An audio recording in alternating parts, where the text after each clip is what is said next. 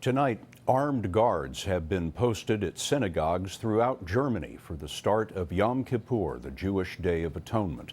Mark Phillips reports anti-Semitism is once again on the rise in Europe, especially in Germany. The tensions have been building in Germany since demonstrations against last summer's Gaza war exposed a clear anti-Jewish sentiment. Chants were heard that echoed from Germany's darkest times. Jew, Jew, cowardly pig, they say. We haven't had this dimension at all before. When you imagine that in German streets you hear people chanting, a roaring mob chanting Jews to be gassed, to be slaughtered, to be burned. Dieter Graumann is president of the Central Council of Jews in Germany.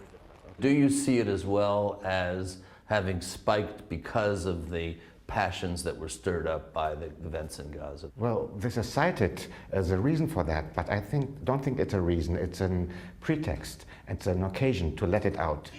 Much of the more incendiary street rhetoric has come from German Muslims, many recent immigrants. But Monika Schwarz-Friesel of Berlin's Technical University has studied thousands of anti-Semitic emails sent to German Jewish institutions and made a disturbing discovery.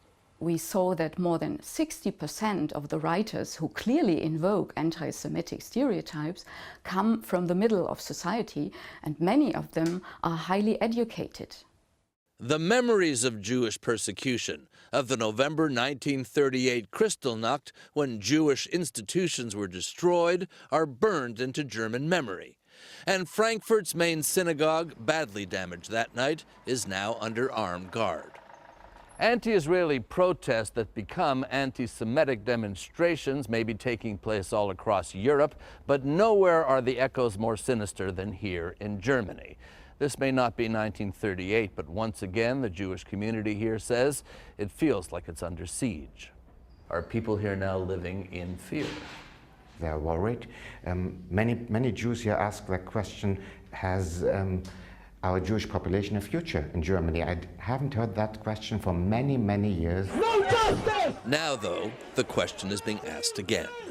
Mark Phillips, CBS News, Frankfurt. And this program note, Israeli Prime Minister Benjamin Netanyahu will be among Bob Schieffer's guests this Sunday on Face the Nation.